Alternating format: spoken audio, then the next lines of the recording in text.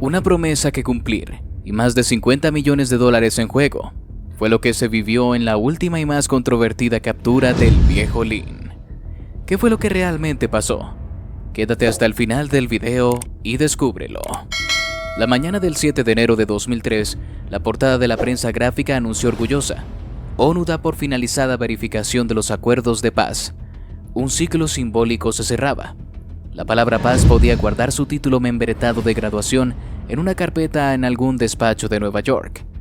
Esa noche, el viejo Lynn, a quien la policía ya identificaba como el principal líder del barrio 18 en El Salvador, pasó por La Dina, una pequeña colonia popular al sur de San Salvador, a visitar al Chino Pizurra, el joven palabrero del lugar, para darle un abrazo de respeto y apoyo. El ambiente en la zona estaba tenso. Unos días antes, Pizurra, cuyo nombre era Mariano Alberto Salazar García, había ordenado ejecutar a uno de sus soldados, el Cuche, como castigo ejemplar por haber perdido un arma, un precio alto que indignó a parte de la pandilla, sobre todo al Cranky. El Cranky, palabrero de la cercana colonia Ibu, mandaba en la zona. En el ambiguo sistema de jerarquías y respetos de la pandilla, la autoridad se contagia a territorios limítrofes, y el jefe de la Ibu había advertido a Pizurra: no lo mates, la vida de un homeboy no vale un arma. Pero Pizurra, a sus 19 años, se sentía con el carácter y el respaldo suficientes para decidir qué era justo y qué no en su cancha.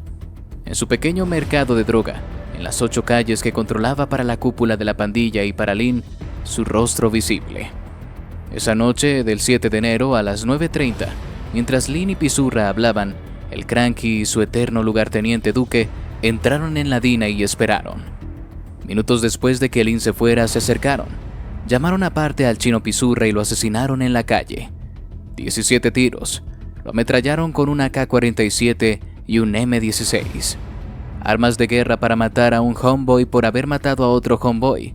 Y sobre todo para decirle algo a todos los 18eros: la pandilla no se puede seguir gobernando así. Lynn lo consideró una traición. Pensó que el Cranky debió haberle consultado una acción como esa. Matar a alguien a quien él acababa de abrazar era un intolerable abuso de confianza. Alentados por Lynn, decenas de pandilleros armados buscaron en los días siguientes al Cranky y a Duque para matarlos. No los encontraron, pero esa noche comenzó un pulso a muerte por dejar claros los límites del redil y hacer entender al Cranky que el barrio 18 tenía una única vara de castigar y un único juez. A mediados de los 70, en Los Ángeles, un hombre de tez blanca se acercó a un muchacho salvadoreño de unos 12 años que contemplaba el ventanal de un restaurante.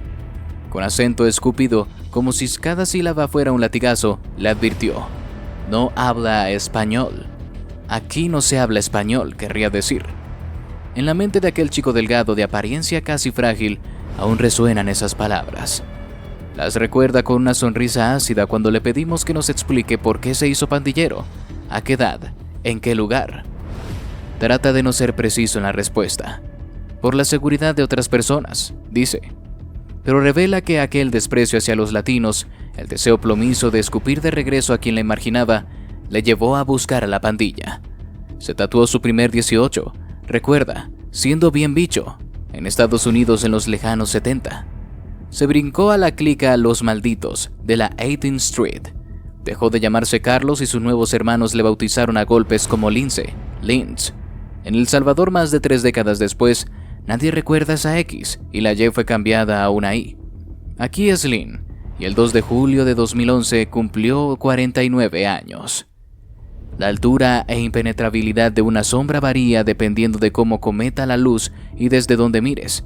Buena parte de la autoridad que tuvo o tiene el viejo Lynn en el barrio 18 descansa sobre su enigma, sobre la sombra de su cuerpo escaso que, a base de ser desmedida e intangible, acabó siendo mítica y reinando en medio de hombres muchas veces fornidos y siempre armados. Sus orígenes difusos, su aparición sorprendente a finales de 2002 en una cúpula pandilleril a la que pocos saben cómo ascendió. Hay en la pandilla quien llegó a escuchar que en los 80 Lynn era un civil que vendía droga al barrio 18 en Estados Unidos. Otros se preguntan si siquiera sabe hablar inglés, y hay quienes dudan si estuvo en el norte. El pasado guerrillero de Lynn es parte esencial de su alargada sombra, que perteneció al Partido Revolucionario de los Trabajadores Centroamericanos, PRTC. Es una verdad que él mismo hizo pública hace años, pero el boca a boca de la pandilla todavía la estira y dobla, como las leyes no escritas, hasta hacerla parecer gigantesca. Dicen que estuvo en la guerrilla, te dicen con respeto incluso los 18eros que lo odian, como si en el Frente Farabundo Martí para la Liberación Nacional, FMLN, Lin hubiera aprendido a ser más duro, más fatal. No tiene que ver con ideologías. Lo mismo ocurre con otros 18eros, cuarentones, que sirvieron en el ejército durante la Guerra Civil de El Salvador. Haber peleado en una guerra les da en la pandilla un aura de inocencia perdida que los morros, los pandilleros jóvenes, los niños con pistola, no alcanzarán por mucho que decapiten, violen y se tatúen en el rostro los 3 seises que suman 18. La primera cárcel de Lin fue, es irónico, la de un revolucionario. Tenía 18 años. Cuenta que le capturaron en febrero de 1981 en una emboscada en un cantón de Sonsonate, junto a la comandante Arlen Siu Guazapa, Celia Margarita Alfaro, una compa a la que la jefatura del PRTC todavía hace homenajes, al contrario de lo que le sucede con él, a quien curiosamente todos en el FMLN han olvidado, o casi todos. Tras pasar por el penal de Sonsonate y por las cárceles clandestinas de la Policía Nacional, fue a parar al penal La Esperanza, en Mariona.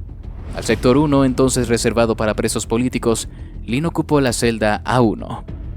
Otro militante del PRTC que compartió condena en esos días con él lo recuerda con el pelo rizado y largo, hasta el hombro, siempre vestido con un centro oscuro, o negro o marrón, y una inseparable gorra verde con un broche en la visera. Era serio, poco amigo de bromas. Hablar con Mojica era estar dispuesto a discutir fuerte, porque era muy serio, de ideas claras, dice su antiguo compa. Después vendrían un traslado colectivo al sector 2 del penal, donde Lin coincidió con José Antonio Morales Carbonell, hijo del dirigente democristiano José Antonio Morales Ehrlich, en ese momento miembro de la Junta Cívico-Militar que gobernaba un país a la deriva. En su expediente penitenciario, que crecería hasta la obscenidad en las décadas siguientes, consta el encierro de Carlos Ernesto Mojica Lechuga por subversivo y su liberación por orden directa de la Corte Suprema de Justicia el 1 de abril de 1982. Probablemente Lin fue el primer pandillero del barrio 18 que se apoyó contra los muros de la cárcel de Mariona. Tras su paso por Mariona, Lin volvió a la montaña. Combatió en el volcán de Guazapa y estuvo bajo las órdenes del ahora ministro de Seguridad Manuel Melgar.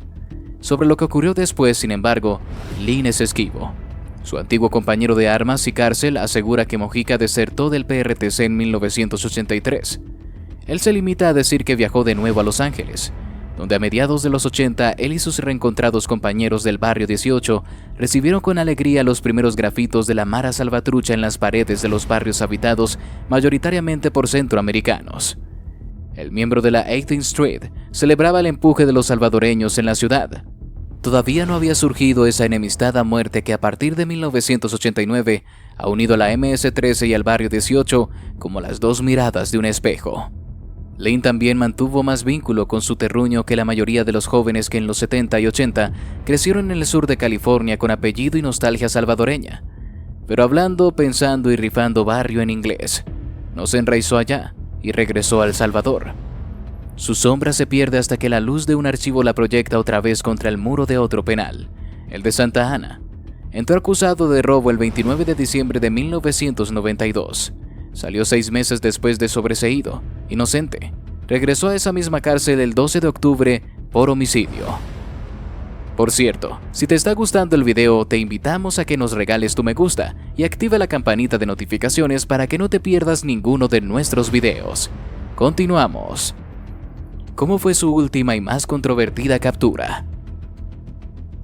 Luego de salir de la cárcel en 2002, el viejo Lin parecía que quería enderezar su camino, ya que se pudo mantener fuera del margen del crimen por varios años, algo que muchos consideran imposible dado que con la reputación que tenía, se esperaba que en menos de un año se le viera nuevamente tras las rejas, bien sea por matar nuevamente a alguien o por estar vendiendo mercancía ilegal.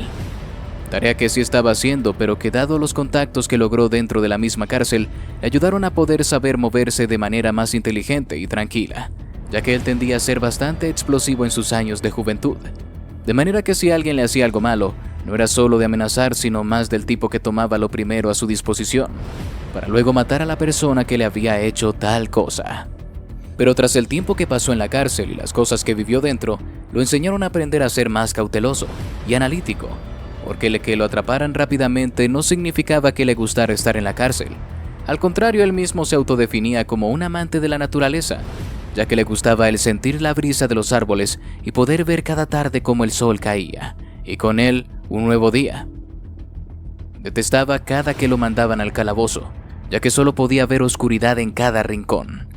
Tal fue su odio hacia tal sensación que él mismo juró que no volvería a estar en esa situación costara lo que le costara.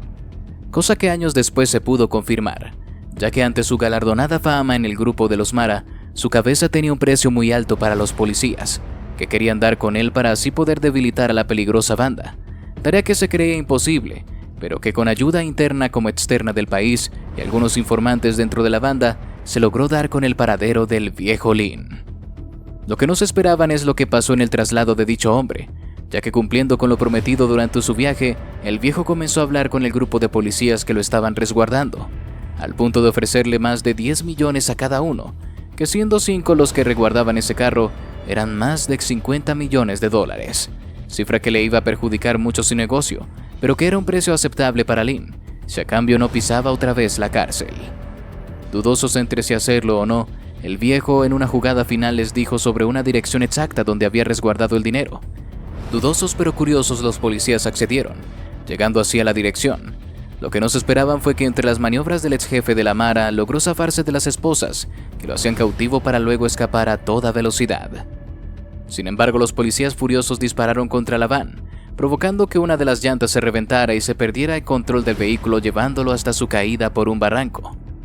Al momento se pensó que el viejo Lin había muerto, pero como si de un milagro se tratara, malherido y con un par de costillas rotas logró sobrevivir y dirigirse a la extensa selva, en donde poco después lograría dar con la casa de un campesino, quien lo ayudaría pensando que había sido víctima de algún animal. Posteriormente, sanadas sus heridas, días después pidió un teléfono para así llamar a sus hombres para que vinieran por él. Así llegamos al final de este video. Si te gustó, te invito a que nos des tu me gusta para seguir haciendo más videos como este. Además de que no olvides suscribirte y activar la campanita para que no te pierdas ninguno de nuestros nuevos videos. Te deseo un gran día. Hasta la próxima.